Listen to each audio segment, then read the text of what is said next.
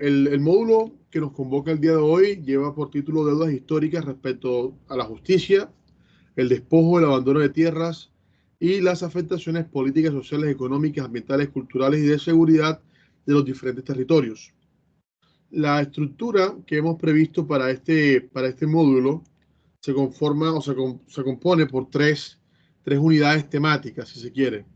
Una primera unidad referida al conflicto armado, derecho y tierras, donde vamos a plantear el tema entre la relación entre tierra, conflicto armado y derecho, en concreto, de qué manera el problema jurídico en particular alrededor de los derechos sobre la tierra explica en buena medida la forma en la que la misma ha sido un elemento estructural en el marco del desarrollo de la conflictividad armada en Colombia. En un segundo lugar, vamos a concentrarnos en el acuerdo final de paz, de los nuevos desafíos de la política de tierras. En esta segunda unidad vamos a hacer un pequeño balance de cómo ha sido la política de tierras en Colombia y aterrizaremos naturalmente en el acuerdo final de paz para ver de qué forma el punto 1 del acuerdo representa un importante avance y supone nuevos desafíos para comprender la construcción de paz a partir de la justicia rural, de la justicia agraria, de la justicia alrededor del problema de la tierra. En un tercer momento, la tercera unidad estará referida en concreto a avances y persistencias y nuevos desafíos para la restitución de tierras en Colombia. En esta tercera unidad vamos a hablar un poquito sobre el nuevo ciclo de conflicto armado en Colombia, de qué manera los nuevos actores y las nuevas dinámicas del conflicto armado suponen un desafío para la valiosa actividad que ustedes vienen desarrollando desde la unidad de restitución de tierras y frente a los procesos, digamos, de investigación, los procesos académicos de comprensión del lugar de la tierra al interior de la conflictividad armada en Colombia. Es decir, puede ser que a la luz de la nueva experiencia de conflictividad armada en Colombia frente a los nuevos actores y la nueva lógica de violencia, la tierra pueda quedar relegada a un segundo plano, o más bien el problema deje de ser el tema del acceso y comiencen a abrirse nuevos escenarios para comprender, digamos, cómo el Estado debe intervenir el tema rural para asegurar una paz estable y duradera. Estos serían las tres unidades básicamente que estaremos desarrollando el día de hoy y el día de mañana durante todo el día. Retomar una idea que es clave en el marco de estas discusiones. Cuando uno discute un problema como el problema que nos convoca, que es el problema alrededor de la tierra en Colombia, el conflicto armado y demás, por regla general uno realiza un tipo de abordaje que es un abordaje en tres frentes, si se quiere, o un trípode. Un abordaje integral supone involucrar por lo menos tres dimensiones. Una dimensión primero histórica, que nos permite contextualizar cuáles son las diferentes variables que participan de la problemática. La historia nos brinda el contexto. La historia nos brinda no solamente el contexto alrededor del cual se desarrolla la problemática que pretendemos abordar, sino también nos permite de alguna forma determinar qué tipo de estrategias ya han sido implementadas y cuál ha sido la eficacia de las mismas. O sea, muchas veces por no tener claro el contexto histórico de las problemáticas, terminamos repitiendo fórmulas del pasado que de una u otra manera ya mostraron ser ineficaces frente a las problemáticas que estamos discutiendo. En ese sentido, la historia es bien importante. La historia, en ese sentido, nos brinda no solamente los insumos para poder determinar la profundidad, complejidad de las problemáticas que estamos analizando, sino también nos brinda una especie de tamiz con el cual filtrar posibles alternativas de solución. Entonces, digamos, el marco histórico es por eso fundamental, ¿verdad? En un segundo lugar está el marco normativo. El marco normativo se entiende como la dimensión institucional, no solamente en términos de regulación jurídica, sino también de instituciones y demás. El marco normativo lo que nos permite establecer es cuál es el alcance que nuestra acción puede tener. Es decir, cuál es nuestro margen de maniobra frente a la problemática.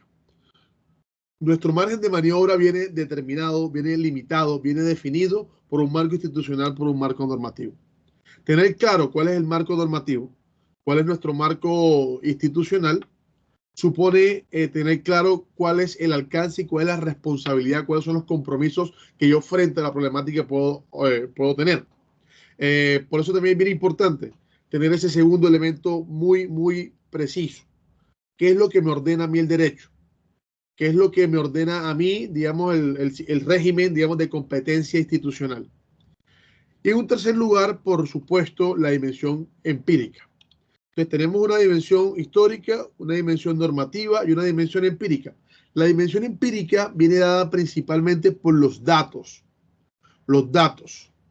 Los datos de alguna forma reflejan o sirven como una especie de fotografía de cuál es la situación actual. ¿Cuál es la situación actual real? ¿Verdad? En relación a determinada problemática. Estos datos son de orden social, de orden político, de orden cultural, de orden económico. ¿Cuáles son los datos?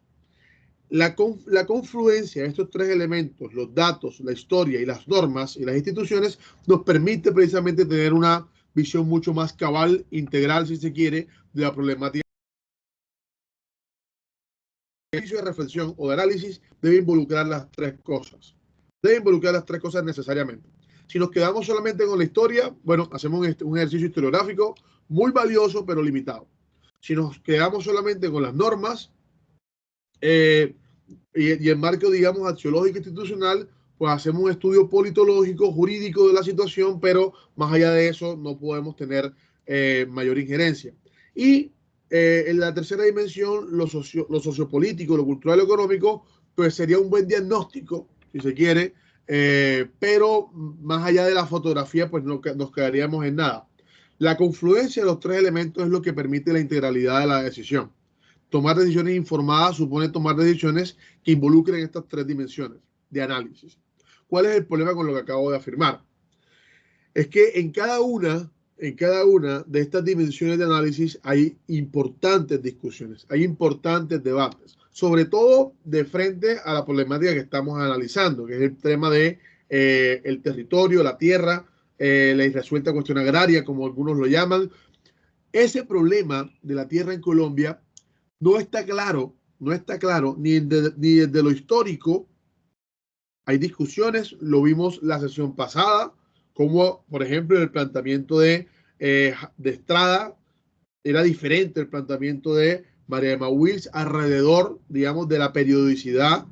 Unos dicen que empieza desde 1920, otros dicen que empieza desde el 48, otros dicen que empieza desde los 60. Es decir, cada uno maneja una periodicidad diferente, unos actores diferentes, unas lógicas de conflictividad diferentes. O sea que en el marco de esa primera dimensión histórica ya hay un problema.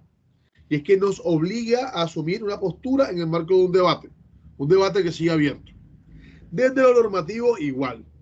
Pensar la problemática de la tierra desde el marco regulatorio es un desafío importantísimo, importantísimo.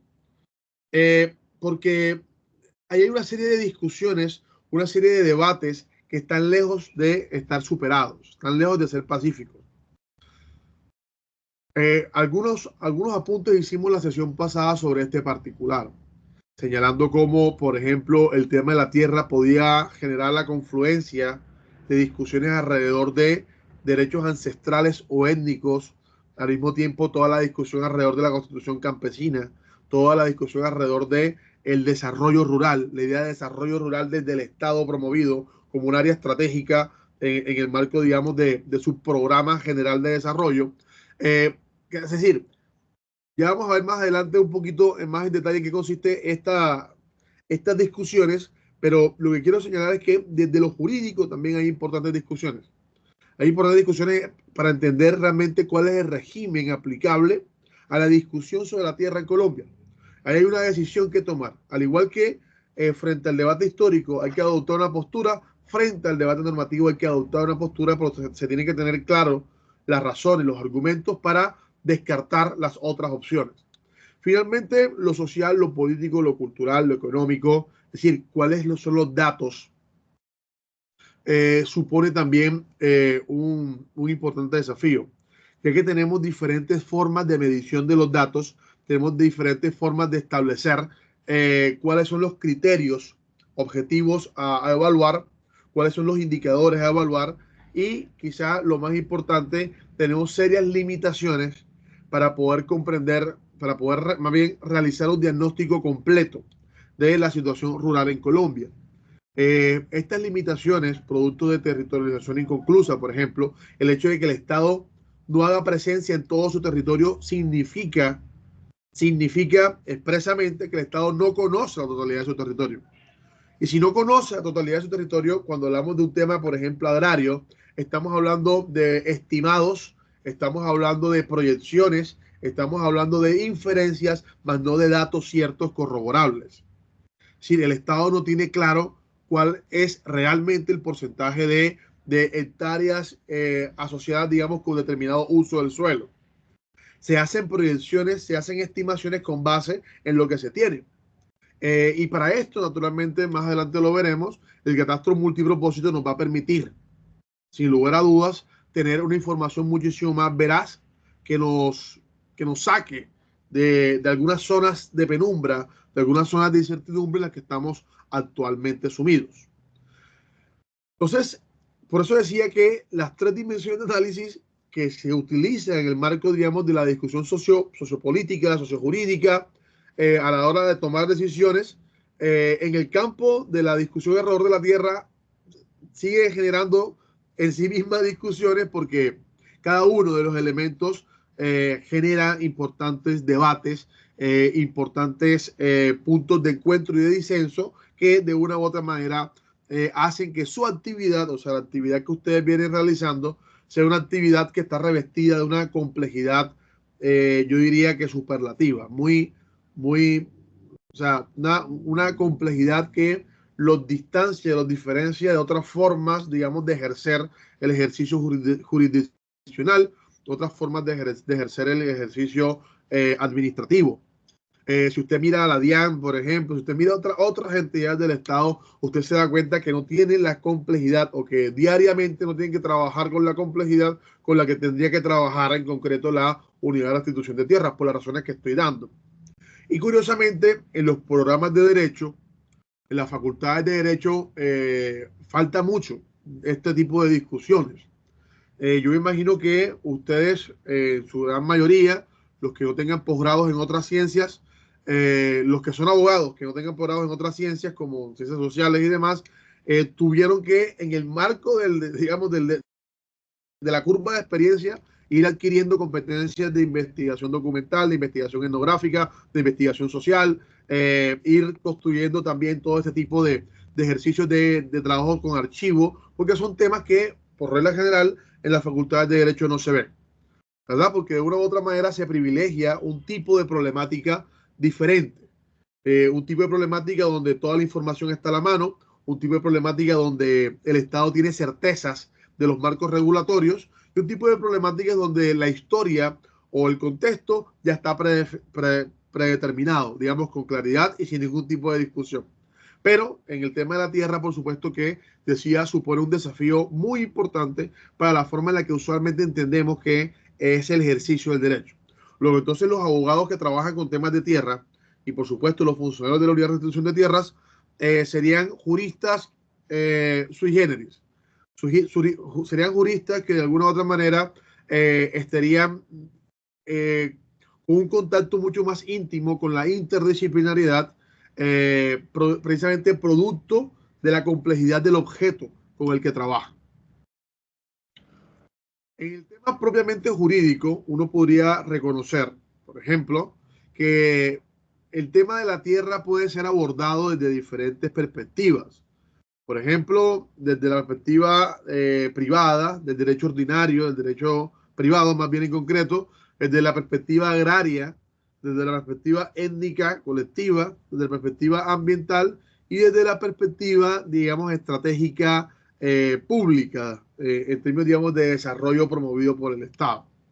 Cada una de estas perspectivas, y esto por no mencionar la perspectiva que sería la perspectiva transicional, propiamente dicha, que es la perspectiva de las víctimas del conflicto, que opera de una forma independiente de las 5 otras modelos que acá estoy presentando, aunque haya puntos de confluencia con algunos de ellos, tienen digamos, un marco normativo, unos principios, unos sujetos y unos instrumentos regulatorios independientes o propios, si se quiere.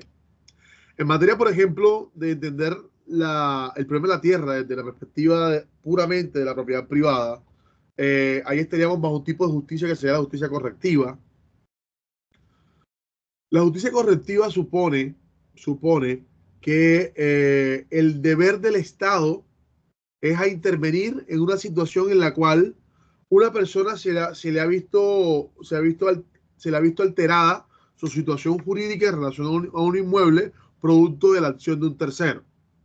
Ahí el deber es un deber correctivo, es decir, retrotraer el estado de cosas al momento previo de la intervención del tercero.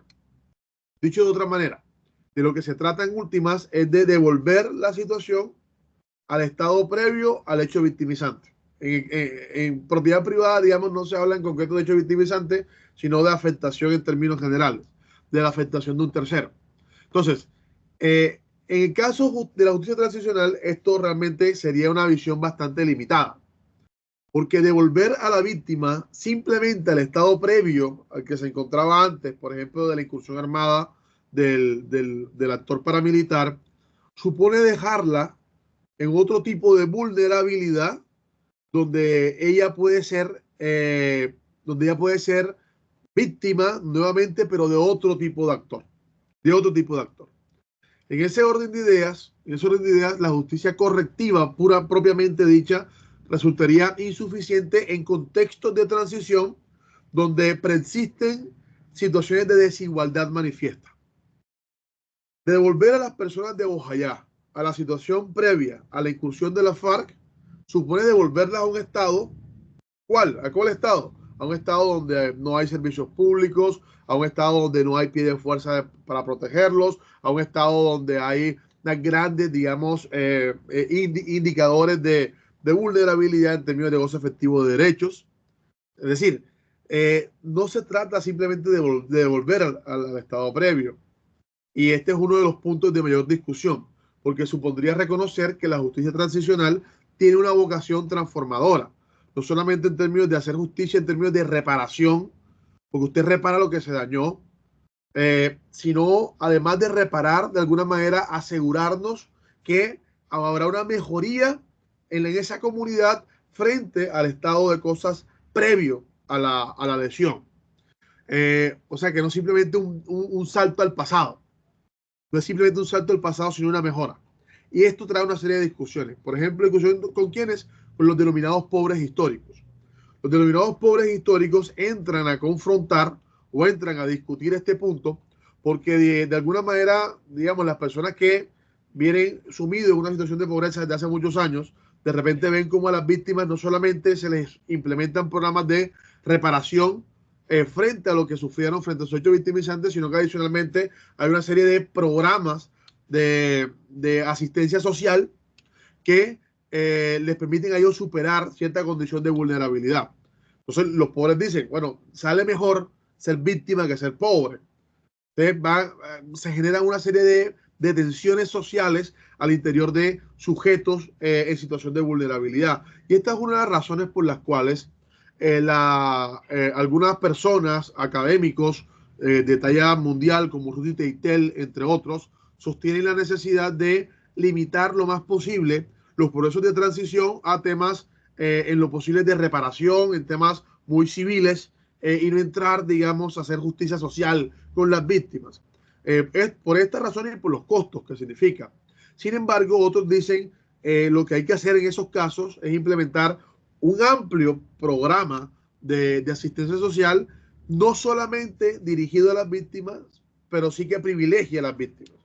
O sea, si se va a establecer, por ejemplo, construcción de universidades, no solamente construir universidades en territorios donde hay presencia de comunidades víctimas, sino en diferentes territorios, independientemente de que haya o no haya víctimas, pero privilegiando, de alguna forma priorizando los territorios donde hay comunidades de víctimas. Y de esa manera, los sectores sociales que por alguna razón no se consideran víctimas, no van a sentirse, digamos, desplazados del interés del Estado frente a ellos. Entonces decíamos que el tema de la tierra podía ser analizado desde el tema de la propiedad privada, en el marco, digamos, de esa comprensión de justicia correctiva. Ahí el valor clave, el valor primario es la libertad, de la autonomía. Los sujetos protegidos son los titulares de derechos adquiridos, independientemente de su condición, sea una multinacional o sea un sujeto campesino. En términos de derecho privado da exactamente lo mismo, porque estamos hablando son de autonomía de voluntad, estamos hablando de sujetos formales. No se realiza desde esta perspectiva un ejercicio de análisis material del sujeto, de quién es el sujeto, sino que se ve el sujeto simplemente como una persona titular de derechos. Ahí el uso prevalente es la explotación comercial del inmueble, naturalmente condicionado con los límites establecidos por la función social de la propiedad. Y finalmente, los instrumentos de derechos regulatorios propios son los derechos de propiedad, los límites a la expropiación y la reparación, es decir, todo el marco, digamos, de derecho civil vigente en Colombia. Otro tipo de abordaje al problema de la tierra, si se dan cuenta, distinto al anterior, es el tema agrario. Desde la perspectiva agraria, el tema ya no es un tema de justicia correctiva. Es decir, el tema agrario no se mide con fundamento en de quién es el titular de la propiedad, sino que aquí se trabaja un tipo de justicia social. ¿Qué quiere decir justicia social? Justicia redistributiva. El Estado entiende que es importante no solamente formalizar, sino permitir el acceso a la tierra de los campesinos, y para eso dispone de un conjunto de inmuebles, de tierra, para distribuirla entre los campesinos, bien sea en el marco de un programa de reforma agraria o un programa de acceso subsidiado a la tierra. Esto es lo que se denomina justicia social, porque de una u otra forma se está privilegiando un sector que se considera históricamente excluido para brindarles al sujeto, en este caso el sujeto campesino o trabajador agrario, según la discusión que dentro del derecho agrario se establezca, una serie de condiciones para poder acceder a esta propiedad, a esta titularidad. Acá se basa naturalmente en principios de igualdad material, o sea que a diferencia del pasado, la persona que es el sujeto objeto de reforma rural, de reforma agraria, ese sujeto que puede ser destinatario de reforma agraria es un sujeto que tiene una serie de condiciones, una serie de particularidades. Y estas particularidades tienen que ver precisamente con el modo de ser campesino, con el modo de ser, digamos, un sujeto abogado a la ruralidad, con una clara tradición, con una cultura alrededor de la siembra o la explotación en general de la tierra, incluyendo naturalmente los pescadores dentro de esta idea de sujeto campesino. Entonces, en ese sentido, el sujeto protegido ya no es el titular de derechos, sino que es el campesino como sujeto, o digo, trabajador agrario, según naturalmente la discusión que se produzca alrededor de eso. Y la relación del campesinado con su territorio es una relación esencial, aunque no exclusivamente, de explotación agrícola, es decir, de economía campesina. Una cosa es la explotación agrícola, otra cosa es la economía campesina. Cuando hablamos de explotación agrícola, estamos hablando de todo modelo que permite derivar rentabilidad del campo. Todo modelo que permite derivar rentabilidad del campo. Y en esto, naturalmente, se incluye, por supuesto, la siembra y cosecha de alimentos. O en el caso de los pescadores, la pesca de los cuerpos, alrededor de los cuerpos de agua. Sin embargo, cuando sale la economía campesina, ya se está hablando, digamos, de unos usos y sobre todo la implementación de unos medios específicos. Esto ha sido especialmente trabajado por la Corte Constitucional en la famosa sentencia de Río Atrato, igualmente en la sentencia alrededor de la prohibición de pesca en el Chocó, de la pesca industrial en el Chocó, porque la economía campesina supone un tipo de relacionamiento con su entorno que en últimas está abocado no solamente a la garantía y sostenibilidad de la práctica cultural de su ejercicio económico, sino también a la sostenibilidad medioambiental. Es decir, el campesino de alguna forma tiene en su ADN una visión de sostenibilidad ambiental que hace que él se comporte de una forma determinada a la hora de interrelacionarse con la tierra, que quizá una empresa, una multinacional que utilice medios probablemente mucho más eficientes no conozca, o conociéndoles no le interesa implementar. Y que por eso precisamente la sostenibilidad se ve comprometida en el segundo caso y no en el primero. Es decir, la sostenibilidad de la tierra se ve comprometida cuando se implementan prácticas de explotación no arraigadas, digamos, a la economía campesina, que es una economía que parte de la conciencia precisamente de que si la tierra por alguna razón deja de producir o deja de producir en la escala que él necesita que produzca, eso compromete su propia supervivencia. Luego, entonces, hace parte, digamos, de su visión de mundo la necesidad de asegurarse de que la tierra pueda permanentemente seguir sosteniendo su productividad. Los instrumentos regulatorios propios de esta visión o esta forma de comprender la propiedad agraria están expresados, por ejemplo, en zonas de reserva campesina, las famosas zonas de reserva campesinas, y por supuesto todos los procesos de reforma agraria integral en Colombia. Tenemos un tercer eje, un tercer marco, digamos, de regulación con el que aproximarnos al tema de la tierra, y es el de la propiedad étnica colectiva. En este caso estamos hablando de un modelo de justicia, un tipo de justicia étnico-racial. El tipo de justicia étnico-racial, a diferencia de la justicia redistributiva o social, que es propia del enfoque agrario, o de la justicia correctiva, la justicia étnico-racial se entiende como una justicia ancestral. Se entiende como una forma de reivindicación en el marco de la autonomía de los pueblos, en el marco, digamos, de los decisiones de autonomía de los pueblos, de asegurar que las personas, los sujetos entendidos ahora como sujetos colectivos, puedan precisamente mantener su experiencia de territorialidad. Entonces, cuando hablamos de justicia étnico-racial, de alguna forma entramos en concreto a la discusión sobre el territorio que desarrollábamos la sesión que tuvimos hace ya algunos días.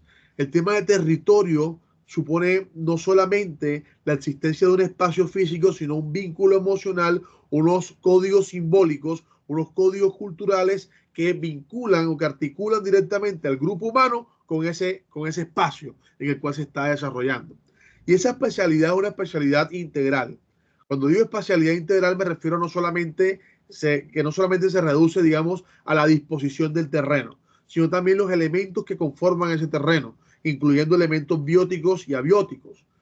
Por ejemplo, desde los árboles, la fauna y la flora, árboles y animales, sino también cuerpos de agua, tipos de minerales que se desarrollan ahí y ciclos de la naturaleza que tienen lugar en ese lugar, en ese territorio, valga la redundancia. Entonces, cuando hablamos de justicia étnico-racial, fíjense ustedes, estamos hablando de un concepto totalmente distinto. Estamos hablando de un concepto anclado en una ancestralidad, orientado a la garantía ya no de una forma de explotación de la tierra y tampoco una forma de garantía de derechos adquiridos, sino a una estrategia de conservación de identidad de grupos humanos previos incluso al propio surgimiento del Estado-Nación. Acá los valores primarios protegidos, por supuesto, que son la identidad y la integridad cultural. Identidad e identidad cultural. Algo que se me pasaba a comentar era que cada uno de estos ejes, de estos 5 ejes que estoy haciendo mención, vamos por el tercero, tienen unos referentes internacionales diferentes. No solamente tienen unos diseños institucionales en Colombia particulares, sino que además tienen unos referentes, unos instrumentos internacionales distintos para su protección. Unos están anclados directamente en Sistema Interamericano de Derechos Humanos, otros tienen más próximos a la UNESCO, otros están más próximos, por ejemplo, al Banco Interamericano de Desarrollo y al Banco Mundial. Es decir, hay todo un ecosistema de instituciones nacionales e internacionales que marcan los derroteros alrededor de cada uno de estos ejes. Esto como para complejizar aún más digamos, la discusión alrededor de las formas que desde lo normativo tenemos para aproximarnos a la discusión sobre la tierra en Colombia. Entonces decíamos que el sujeto protegido en este caso son pueblos indígenas, principalmente, pero no solamente pueblos indígenas, sino también comunidades étnicas en general. Acá los usos prevalentes son el tema de relacionamiento cultural y espiritual. Acá no se mide esencialmente el tema de la economía de la comunidad. Es decir, puede que la comunidad tenga otro tipo de enfoque productivo en términos de artesanías, en términos de turismo, por ejemplo, diferentes al tema de la explotación de la tierra. Y repito, en este caso la tierra no está asociada a su productividad económica, sino que más bien viene anclada directamente a las condiciones bajo las cuales la misma permite el desarrollo de la espiritualidad y de los marcos culturales de las comunidades que en ella habitan. Acá el instrumento regulatorio clave es la idea de territorio colectivo, pero también esta idea de territorio colectivo viene anclado con otro tipo de instituciones como la inembargabilidad, la bueno, que no es alienable, y otro conjunto, digamos, de estrategias de defensa jurídica para preservar este entorno en cabeza precisamente del sujeto colectivo que es la comunidad. Entramos a un cuarto eje, un eje relativamente reciente, ¿verdad? Acá pudiésemos entender que estos ejes van del más antiguo al más contemporáneo, en términos, digamos, de producción normativa. Por supuesto que la primera forma de entender el problema agrario en Colombia fue el tema de la propiedad privada. Fue un problema esencialmente civil. Posteriormente entra a ser un problema agrario cuando comienza a entenderse que el problema ahora es un problema de acceso y formalización a favor del campesinado. Posteriormente viene toda la discusión étnico-racial. Pero ojo, que surja una discusión nueva no quiere decir que las demás desaparezcan. Entran a coexistir. Entran a coexistir. Y ahora entramos a otro tipo de discusión, que es la discusión de conservación ambiental. Lo que antes se llamaba medio ambiente, ahora solamente se llama ambiente, porque el ambiente deja de ser percibido como un medio y se entiende que es simplemente ambiente. Y acá el problema ahora es de justicia ambiental. Y el tema de justicia ambiental, que es la base de lo que hoy se conoce como justicia climática, por ejemplo, que también genera nuevas formas de desplazamiento, acá el tema es de conservación. Acá se apunta, digamos, a una estrategia de intervención en el que el Estado percibe la tierra como una unidad o incluso como un sujeto que merece una protección especial en aras de garantizar su sostenibilidad, en aras de garantizar, digamos, reducir al mínimo el impacto de la acción humana sobre el territorio. Y este tipo de idea, naturalmente, privilegia una serie de valores como los denominados desarrollo sostenible. Ustedes recordarán que hay una muy famosa Agenda 2030, donde nos hablan de los objetivos de desarrollo sostenible. El tema es que el concepto de desarrollo es un concepto que implicaba una necesidad de aumentar la tasa de utilidad. Es decir, la sociedad se desarrolla en la medida en que la tasa de utilidad derivada de la actividad económica aumenta.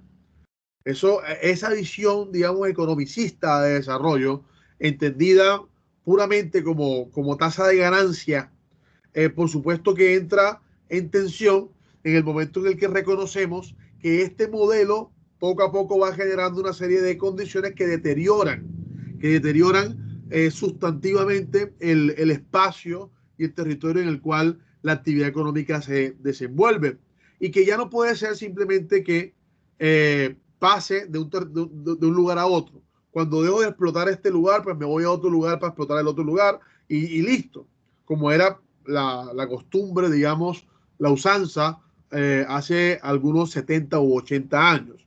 Hoy por hoy no.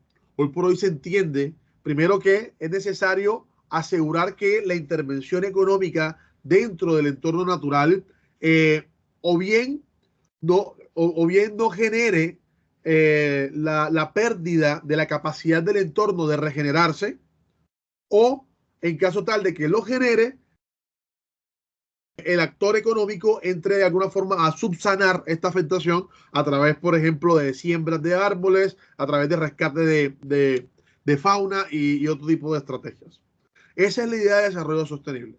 Un desarrollo que pueda articular no solamente la necesidad de avanzar en las condiciones de productividad, sino que esto a su vez venga de la mano del mantenimiento de las capacidades naturales de los diferentes entornos para recuperarse.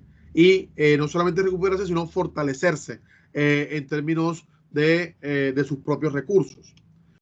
Acá el sujeto que se mira en el marco de la discusión del desarrollo sostenible no somos nosotros, porque nosotros estamos de alguna forma haciendo uso del entorno natural, sino las generaciones futuras, desde una visión un poco más ancestral. Se habla de la Pachamama como objeto de protección. La Pachamama está asociado desde la sabiduría de Abya Yala, toda la región de Mesoamérica entiende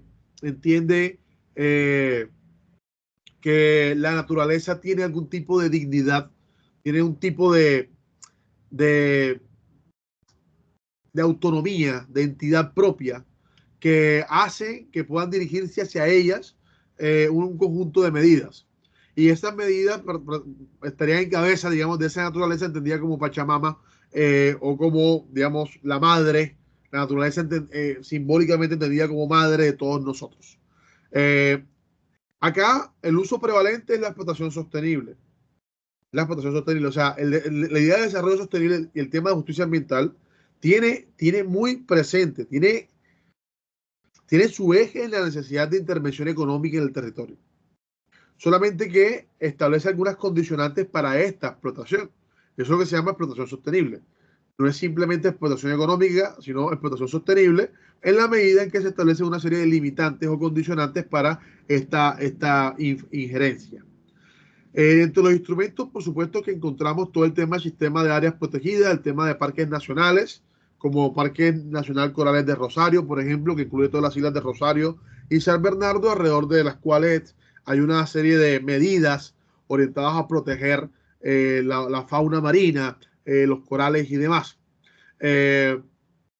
Tenemos finalmente una quinta columna, que es la columna asociada con el tema de la tierra visto en clave a interés público y estratégico. Y acá uno comienza a entender cómo la tierra, independientemente de estos cuatro enfoques que hemos comentado ya, también puede ser abordado desde un tipo de justicia regulatoria. La justicia regulatoria está muy asociada con la idea de la discusión energética y las condiciones para un desarrollo colectivo. Un desarrollo colectivo, es decir, acá ya no se está mirando el sujeto que explota, sino el Estado comienza a entender que él debe actuar en el marco de la intervención y la rentabilidad de la tierra. Acá el tema es de justicia regulatoria. La justicia regulatoria, pues hay unas condiciones propias del derecho administrativo que establecen los diferentes diseños bajo los cuales la misma puede operar. Ya es propiamente derecho administrativo. Fíjese usted, pasamos del derecho civil al derecho agrario, del derecho agrario al derecho étnico, cultural, del derecho étnico cultural al derecho ambiental, y ahora estamos en el campo del derecho administrativo propiamente dicho. Acá el valor primario es el bien público general, por supuesto, como todo tipo de intervención en el marco, digamos, de la rama ejecutiva, está orientada precisamente a garantizar de alguna forma la prevalencia de unas condiciones de bienestar para el grueso de las comunidades, para el grueso de la ciudadanía. En este sentido, el sujeto protegido, clave acá, es la sociedad en su conjunto, es la sociedad como un todo. Y acá hay una serie de usos prevalentes, como serían los fines estratégicos de seguridad y desarrollo.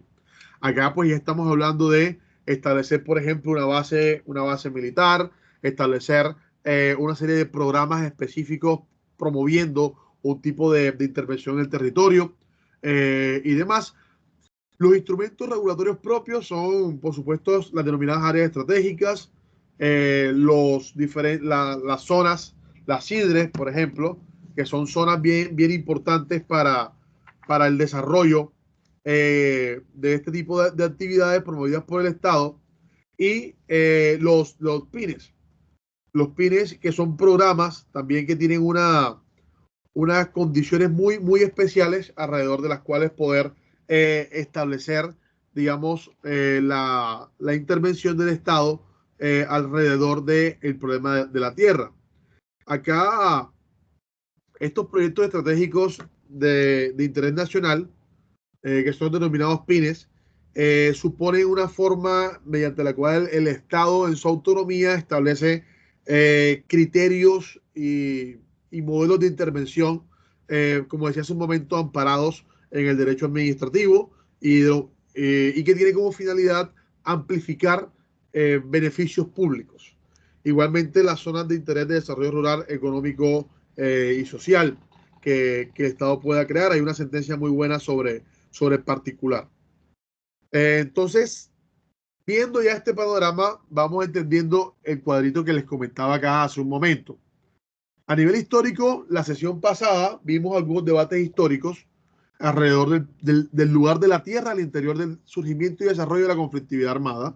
Ahora vimos desde lo normativo también cómo operan, digamos, este tipo de situaciones, cómo también hay debates alrededor de cuáles son los marcos regulatorios mediante los cuales intervenir el poder de la tierra en Colombia. Eso naturalmente cada marco, como vimos, tiene su propio tipo de justicia, tiene sus propios sujetos, tiene sus propios instrumentos jurídicos y como le decía, además tiene una institucionalidad propia dentro del Estado y tiene unos instrumentos internacionales particulares. Luego, entonces, lo que es claro es que no hay claridad alrededor de cuál es el marco normativo unívoco o preciso para entender la discusión alrededor de la tierra en Colombia. Va a depender mucho de cuál sea nuestra lectura de la problemática, cuáles sean los actores preponderantes. ¿Por qué? Porque muchas veces en una misma problemática vamos a encontrar, por ejemplo, sujetos protegidos iguales, perdón, sujetos protegidos diferentes sujetos protegidos en una misma problemática.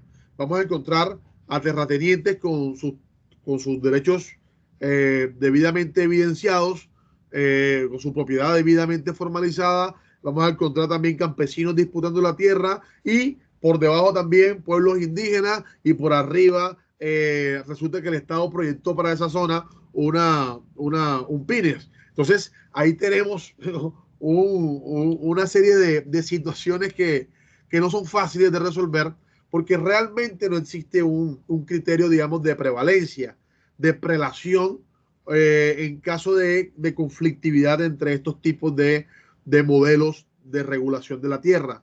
Va a depender del caso concreto, siempre va a depender del caso concreto.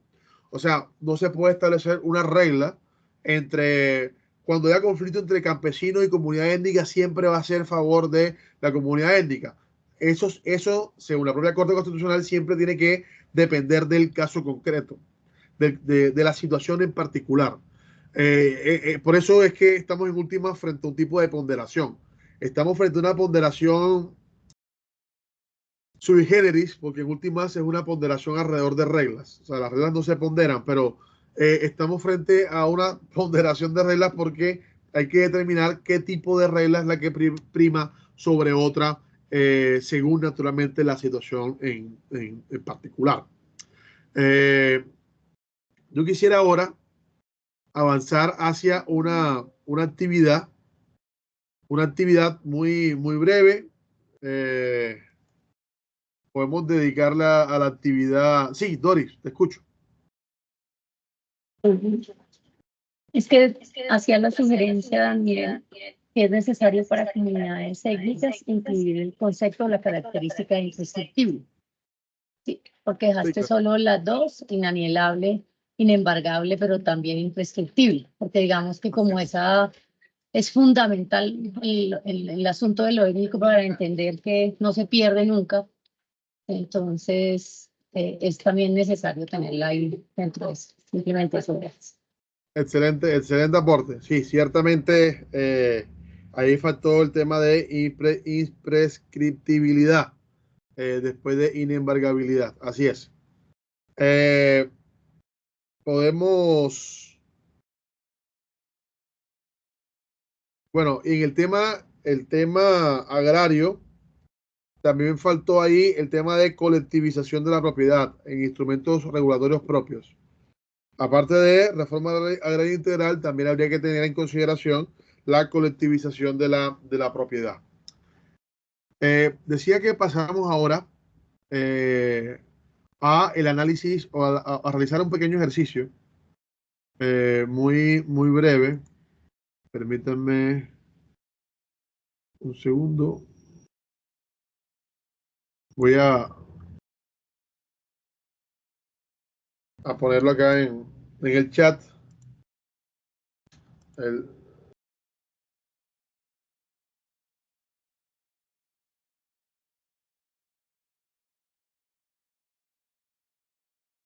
Para que lo hagamos muy brevemente con base en algunas de las ideas que hemos compartido y que vamos a estar desarrollando.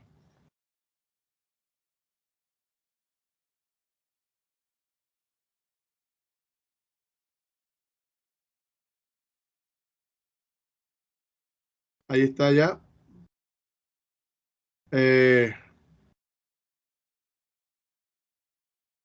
Por favor, vamos a... Me dice si pueden ingresar, por favor, al link.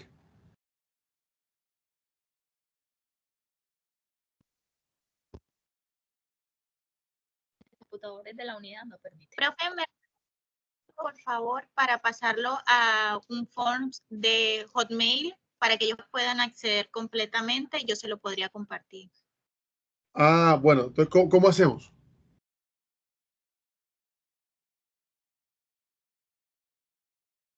Regálenme un momento, ya paso el link para que ellos puedan acceder. Ok, perfecto. Vamos a dedicarle...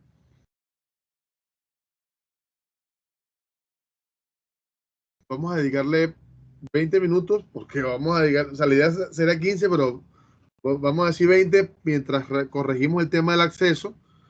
Solo son 4 preguntitas muy breves que nos permiten a nosotros tener como que el diagnóstico comparativo, y mañana, al término de la sesión, vamos a realizar otra actividad para tener el cotejo del seguimiento del proceso. Ya vamos a resolver el problemita para el ingreso. Perdónenme un segundo. Entonces nos vemos a las 2:30. ¿Oyeron? Y seguimos adelante. Bueno, vamos a ir cerrando. Ya veo que varios avanzaron. Mañana vamos a arrancar con la retroalimentación, con una discusión, ojalá muy participativa, de sus respuestas. Yo voy a ir revisándolas por acá. Mañana arrancamos a las 8 de la mañana. Sí, hasta las 12. Entonces, nada, vamos a cerrar hasta aquí y nos vemos el día de mañana a las 8 en punto. Feliz resto de día para todos. Un fuerte abrazo. Gracias, Muchas gracias. Feliz almuerzo Gracias, a todos. Nos vemos mañana. Almuerzo.